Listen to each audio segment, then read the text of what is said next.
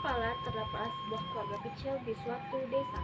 Keluarga tersebut beranggotakan ayah, ibu, dan seorang anak perempuan yang cantik jelita. Anak yang cantik itu bernama Bawang Putih. Ayah dan keluarga tersebut berprofesi sebagai seorang saudagar. Keluarga mereka begitu harmonis dan bahagia. Pada suatu ketika, Ibu Putih sakit keras dan akhirnya meninggal dunia. Bawang Putih dan ayahnya begitu sedih dengan adanya kejadian tersebut. Ayah, mengapa hal ini terjadi pada kita? Ibu yang sangat aku cintai telah tiada. Sudah nak, jangan kau ratapi kepada ibumu. Ini sudah kehendak Tuhan. Sudah bersabarlah. Di desa di mana ayah dan Bawang Putih tinggali ada seorang janda beranak satu yang bernama Bawang Merah. Ibu Bawang Merah kerap kali mengunjungi dan membawakan makanan ke rumah Bawang Putih. Terima kasih Bu, makanan yang selalu engkau bawakan enak sekali. Aku sangat menyukainya. Ibu senang sekali engkau selalu menyukai makanan yang selalu ibu bawakan untukmu. Besok ibu akan membawakannya lagi untukmu. Terima kasih Bu, Ibu baik sekali. Karena begitu seringnya Ibu Bawang Merah berkunjung ke keluarga Bawang Putih dan ayah keluarga Bawang Putih pun merasa cocok dengan Ibu Bawang Merah, ayah Bawang Putih bermaksud untuk menikahi Ibu Bawang Merah. Anakku Bawang Putih, apakah engkau merestui jika ayahmu ini menikah dengan ibu Bawang Merah? Jika itu keputusan ayah, aku akan hanya mematuhinya saja. Lagi pula Ibu Bawang Merah sangat baik kepadaku. Baiklah, jika engkau merestuinya, ayah akan menyampaikan ini kepada ibu Bawang Merah. Begitu mendapatkan persetujuan dari anaknya, ayah Bawang Putih mendatangi Ibu Bawang Merah untuk melamarnya. Akhirnya mereka menikah dan Ibu Bawang Merah beserta anaknya tinggal satu atap dengan ayah Bawang Putih dan juga putrinya. Kasih. Kasih. Kasih. Kasih. Sama ya, semoga langgeng ya. Makasih. Sama ya, semoga langgeng ya. Di awal pernikahan ayah Bawang Putih dan Ibu Bawang Merah, semua terlihat Hei Bawang Putih, kau jangan hanya bermalas-malasan. Sana beres-beres rumah dan bersihkan rumah. Baiklah Bu, akan saya lakukan. Putih, kau juga harus memberes-bereskan barang-barangku dan mencucikan bajuku. Baiklah Kak, akan saya kerjakan. pada suatu ketika ayah Bawang Putih mengalami sakit keras dan akhirnya meninggal. Saat ini Bawang Putih menjadi yatim piatu. Semenjak hal tersebut terjadi, Ibu Bawang Merah dan anaknya semakin bertindak keterlaluan terhadap anaknya. Hei Bawang Putih, kau tiap hari harus bangun pagi-pagi, siapin makanan, dan beres-beres rumah. Paham? Baik Bu, saya mengerti, akan saya kerjakan. Sebelum akan mencuci pakaian, di pinggir sungai Bawang Putih pergi dahulu ke pasar untuk membeli bahan-bahan yang akan ia masak nanti. Hiruk pikuknya pasar yang ramai langsung terdengar ketika Bawang Putih sampai di pasar. Permisi Pak, mau beli sayur ini berapa ya? 5.000 Bu. Kiwi. Jangan nak, pulang kita ya. Pulang kita.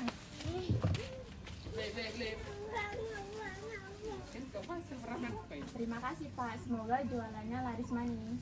Terima kasih Bu. Harga barang sekarang mahal-mahal ya. Cuaca semakin buruk. Iya sih, soalnya beberapa hari ini cuaca memang lagi sangat buruk.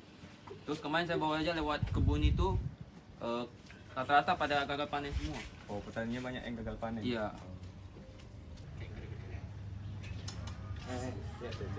Cantik kali. Coba kau beda. Bu, jangan sembarangan nanti kayak lempar sayur kayak kemarin baru tahu.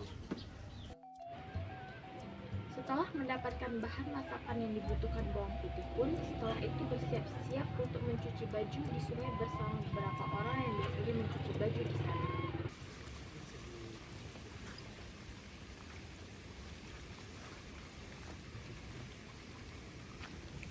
Kalian kok datangnya kesiangan? Aku habis dari pasar, jadi kesiangan. Iya sama nih, aku juga bangunnya kesiangan.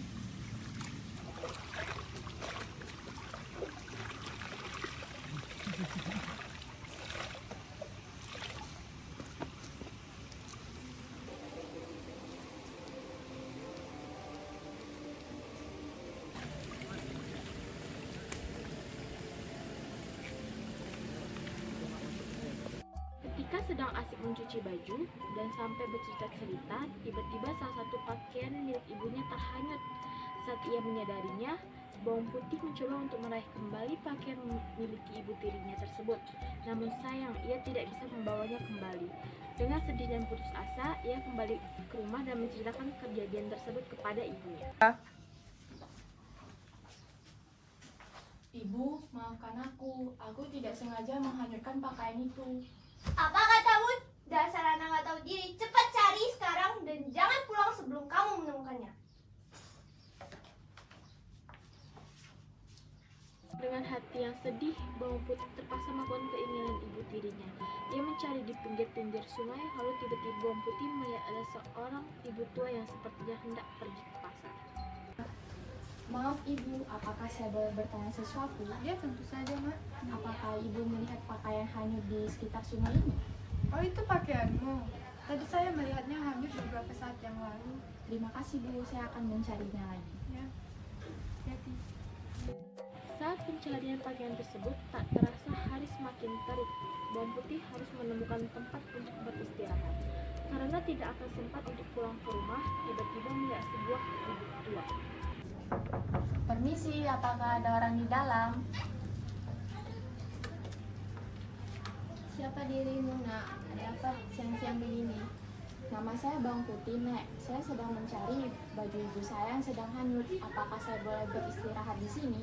Oh, itu baju milikmu. Aku menemukannya.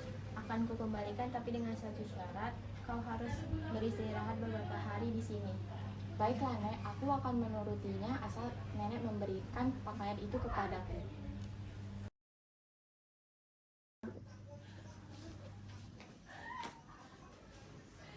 Nah, kau telah menempati janjimu dan aku akan menempati janjiku. Ini baju milik ibu tirimu. Kembalikan. Terima kasih, Nek. Dan ini aku ada hadiah untukmu. Bawalah kotak ini untukmu.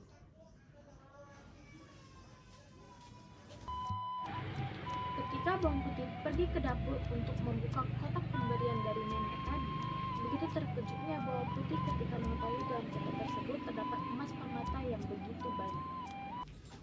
Emas, ini emas. Ibu, aku menemukan emas setelah membuka kotak ini. Hai Bawang Putih, kamu di mana mendapatkan ini? Aku memperolehnya dari seorang nenek ketika aku mencari baju ibu di tengah hutan.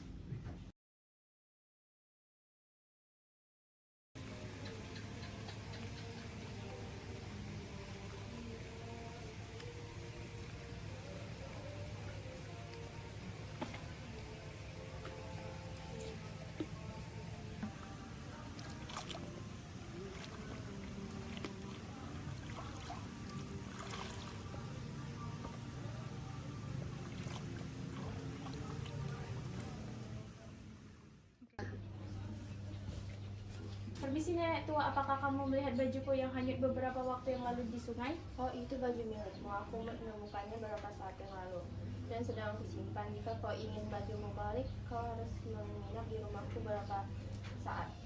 Baiklah nenek, aku akan mengikuti apa kata-katamu. Berapa hari sudah Bawang Merah tinggal bersama nenek tersebut. Selama ia bersama nenek, hal yang ia kerjakan hanyalah bermalas-malasan saja dan tidak ada hal baik yang ia lakukan.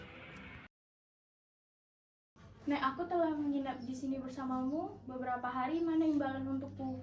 Baiklah, ambillah ini hadiah untukmu. Itu sampai di rumah, Bawang Merah segera memanggil ibunya dan dengan senang hati menunjukkan kotak tersebut. Ibu Bawang Merah dan Bawang Putih merasa takut jika Bawang Putih melihat. Ia akan meminta bagian, maka Ibu Bawang Merah menyuruh Bawang Putih untuk mencuci baju di sungai. Ibu! Ibu! Hai Bawang Putih, sana cuci bajuku dan baju anakku. Baiklah, Bu.